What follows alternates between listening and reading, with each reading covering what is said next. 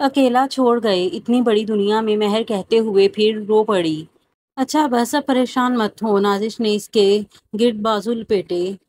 अब तुम यहाँ अकेली रहोगी, नाजिश के पूछने पर महर ने बेदर्दी से अपनी आंखें रगड़ी। मम्मी पापा तो अपने अपने वालिदैन की इकलौती औलाद थे, कोई करीबी रिश्तेदार तो है नहीं, जो दूर के हैं। उन्होंने मुझे इस काबिल नहीं समझा कि साथ रह जाएं या साथ ले जाएं। अकेले रहना मेरी मजबूरी है। अरे बेटा, फिक्र की बात नहीं। रोबीना आंटी चाय की ट्रे ले आई। मेरी एक रिश्ते की बहन है, बेवा है, बाल बच्चे सब शादीशुदा, अपनी ज़िंदगी में मगन हैं। सोच रही हूँ इसे यहाँ बुला लूँ, महर को सहारा हो जाएगा और इस बेचारी का भी भला हो जाएगा जो अब बहुओं की जली कटी सुनकर कलसती रहती है। अब मैं यहाँ हूँ तो सही, मगर हर वक्त तो महर के पास नहीं रह सकती ना, मेरा अपना भी घर-बार है। रुबीना आंटी ने चाय का कप फराज को पकड़ाया। जी ठीक कह रही हैं आंटी आप, ये मुनासिब होगा। नाजिश ने चाय का कप लबों से लगाते हुए कहा। फराज ने एक नज़र इसे देखा जो रो रो कर गम की मूरत का रूप धारे बैठी थी। जिस तरह लोग खसारे में बहुत सोचते हैं, आजकल हम तेरे बारे में बहुत सोचते हैं। वो वहाँ से चला तो आया, मगर अपना बहुत कुछ इस गमगीन लड़की के पास छोड़ आया था। अजीब रोज़ो शब थे, ना दिन को सुकून ना रात को आराम। यूं ही सुबह शाम करते करते इसने उकता कर बेइख्तियार महर के घर की तरफ गाड़ी का रुख मोड़ा और रास्ते भर अपने ही सवालों से परेशान होता रहा कि इसे क्या कहेगा, क्यों आया है, नाजिश के बगैर इसका क्या काम था, वहाँ कैसे बताएगा कि इसे अनजानी कशिश इधर खींच लाई है। मगर सब उलझनों के बावजूद वो खुद को महर के घर जाने से रोक नहीं पाया। वहां पहुंचा तो इसे अंदाज़ा हुआ कि महर के घर की तरफ खींचने वाली इसे क्या चीज़ थी। सब लोग अपने अपने दरवाज़ों पर मौजूद थे, बच्चे बड़े मर्द औरतें, ऐसे जैसे कोई मेला लगा हो। सब तजस्सुस से महर के घर की जानिब देखते चामगोइयों में मशगूल थे। फराज के कदमों में तेज़ी आ गई। महर के घर से चीखों पुकार की आवाज़ें बाहर तक आ रही थीं। फराज का दिल रुक सा गया। अगले ही लम्हे वो घर के खुले दरवाजे को वाह करता अंदर दाखिल हो गया। सहन का मंजर फराज के औसान खता करने के लिए काफ़ी था। मुझे बचा लें प्लीज़, मुझे बचा लें, बुरी तरह रोती सिसकती वो लपक कर इसके पीछे छुप गई थी। इसके शानों को मुट्ठियों में बेंच कर इसके पीछे होती महर। फराज के दिल को कुछ हुआ। बेबसी और तन्हाई ने इस नाजुक सी लड़की की क्या हालत कर दी थी। फराज ने गजबनाकी से सामने खड़े इस लंबे टड़ंगे लोगों को देखा जो हुलिये से बदमाश लगते थे। एक दुबला पतला मगर बड़ी मूंछों वाला आदमी लबों पर मायनी खेज मुस्कान सजाए फराज को देख रहा था। ओहो, तेरा आशिक आ गया है। कमीनेपन की आखिरी हद थी। फराज गुस्सा जब्त करने की कोशिश में बुरी तरह नाकाम हुआ और इसका थप्पड़ बेसाख्ता इस शख्स के गाल पर निशान छोड़ गया। देख बहू, हम इधर लड़की लेने आए हैं, लड़ने झगड़ने नहीं। उस्ताद का हुक्म है और हम हुक्म के पाबंद, समझा। जमा जमा कर बोलता वो आदमी बहुत मुश्तल था। नहीं नहीं, मुझे नहीं जाना, प्लीज़ मुझे बचा लो, तुम्हें अल्लाह का वास्ता। महर खौफ से कांप रही थी। फराज इस शख्स की तरफ देखता गोया हुआ। मैं इसे यहाँ से ले जा रहा हूँ। अगर किसी ने भी मुझे रोकने की कोशिश की तो मैं पुलिस को कॉल कर लूँगा। मेरी ऊपर तक पहुँच है। बहू, अपने लिए मुसीबत ना खड़ी कर, हमें हमारा काम करने दे। वो शख्स इसके रास्ते की दीवार बना। मसला क्या है तुम्हारा? फराज जिच हुआ। ये लड़की मुफ्त का माल है, रास्ते में पड़ी कोई चीज़ है जो तेरे उस्ताद को चाहिए।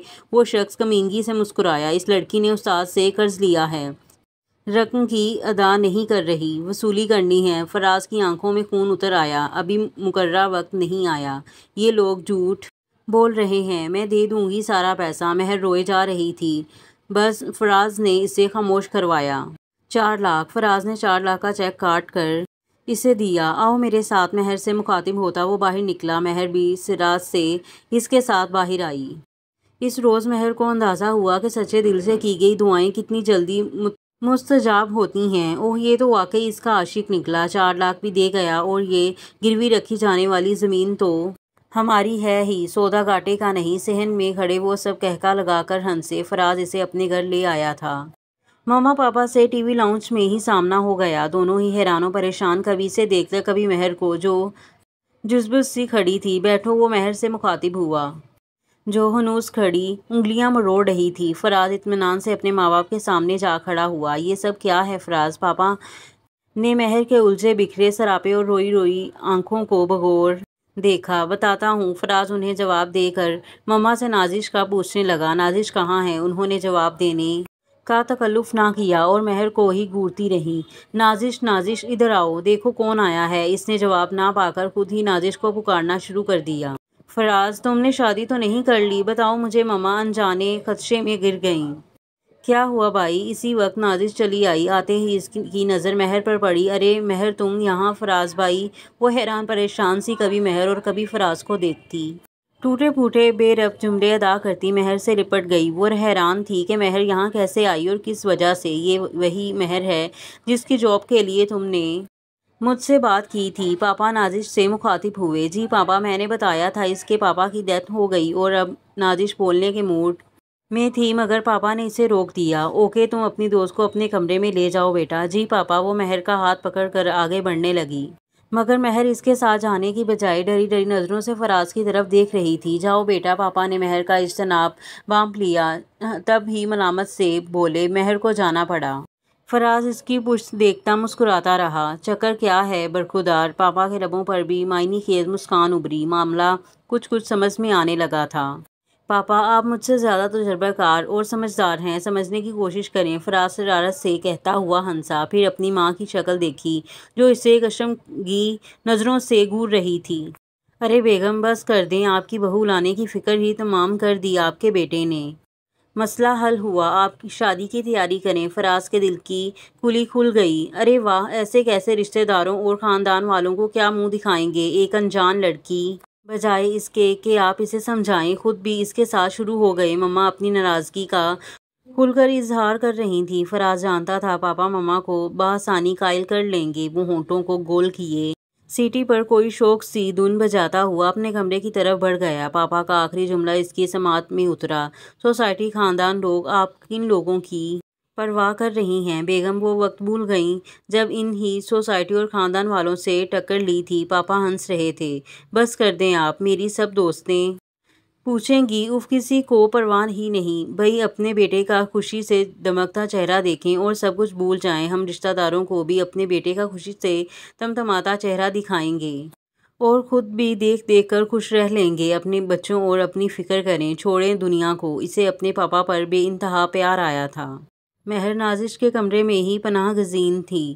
نازش نے اس کی مزاج پرسی میں کوئی کسر نہیں چھوڑی تھی۔ مما پاپا بھی اچھے تھے، مہر مطمئن تھی۔ اس نے نازش سے اپنی ہر بات شیئر کی تھی۔ اس روز آفیشیل ڈنر کے بہانے شاہ نواز کا جو گھٹیا منصوبہ تھا، اسے سن کر نازش کا خون کھول اٹھا تھا۔ میرے سامنے آئے تو منہ توڑ دوں اس شخص کا۔ میرے اللہ نے مجھے بچا لیا، میرے لیے اتنا ہی کافی ہے، مجھے کسی سے کوئی شکایت نہیں۔ اس نے پلکوں پر اٹکے آنسو کو انگلی سے جھٹک کر صاف کیا۔ اچھا یہ تو بتاؤ میری بھابھی بنو گی؟ نازش شرارت سے بولی۔ تمہارے بھائی کے مجھ پر بہت احسانات ہیں نازش، اگر وہ اس دن نہیں آتے تو پتہ نہیں میرا کیا ہوتا۔ فرشتے کیسے مدد کو آتے ہیں یہ مجھے اس دن معلوم ہوا۔ مہر روحان سی ہوئی۔ او ہو، فرشتہ نہ کہو، میرا بھائی انسان ہے، اسے انسان ہی رہنے دو، ورنہ تمہیں اپنی بھابھی کیسے بناؤں گی؟ نازش نے اسے پھر چھیڑا۔ شٹ اپ نازش۔ مہر شرم سے سرخ ہوئی۔ او ہو، چہرے کی لالی تو کچھ اور کہہ رہی ہے۔ وہ باز آنے والی کب تھی؟ فراز جو مہر سے اس کے دل کی رضا جاننے کے لیے نازش کے کمرے میں داخل ہونا چاہتا تھا، ان کی باتیں سن کر مسکراتے ہوئے باہر ہی سے پلٹ گیا۔ تمہیں پتہ ہے تمہاری آنکھوں نے مجھے کتنا تنگ کیا ہے؟ فراز اس کے سامنے بیٹھا اس سے شکوہ کر رہا تھا، نگاہیں جھکائے شرمگی مسکان سے سجے چہرے پر جی جان سے نثار ہوتا فراز اس کے بولنے کا منتظر تھا۔ دل چاہتا ہے گن گن کر بدلہ لوں تم سے۔ وہ شریر ہوا۔ مہر کے لبوں کی مسکان مزید گہری ہوئی۔ کچھ بولو نا، یا خوبصورت لوگ بولنے کے نذرانے وصول کرتے ہیں؟ نذرانے سے یاد آیا، فراز نے جیب سے چین لاکٹ نکال کر اس کے گلے میں پہنا کر اس کا ہاتھ تھام لیا۔ سنا ہے میرے تم پر بہت احسانات ہیں۔ وہ اس کی چوڑیوں سے کھیلنے لگا۔ جی مہر نے اس بات میں سر ہلایا۔ مجھے اس کا بدلہ چاہیے۔ وہ حد درجہ سنجیدہ ہوا۔ مہر نے اس کی آنکھوں میں دیکھا جہاں جذبات کا ٹھاٹھے مارتا سمندر اسے اپنی جانب کھینچ رہا تھا۔ اس نے گھبرا کر نگاہیں جھکا لیں۔ پوچھو گی نہیں مجھے بدلے میں کیا چاہیے؟ باوجود اس کے کہ میرے پاس کچھ نہیں، میں کوشش کروں گی کہ آپ کی ڈیمانڈ پوری کر سکوں۔ بتائیے کیا چاہیے آپ کو؟ تمہاری محبت بے تحاشا، بے حد و حساب، بے شمار۔ مہر نے اس کی آنکھوں میں دیکھا، اس کے ہاتھوں میں دبے اپنے ہاتھ کو دیکھا، اعتماد سے مسکرائی اور بڑھ کر اس کے شانے پر سر رکھ دیا۔ میرا سب کچھ آپ کا ہے آہستگی سے کی گئی سرگوشی فراز کو مدم سوروں کا گیت لگی، جس کی نغمگی نے اس کی زندگی کو سرشار کر دیا تھا۔ اور یہاں ہمارے ناول کا اختتام ہوتا ہے، اور ملتے ہیں اگلے ناول میں۔ اور چینل کو لائک کر دیں، سبسکرائب کر دیں، بیل آئیکن کو کلک کر دیں۔ تب تک کے لیے دیں مجھے اجازت۔ اللہ حافظ۔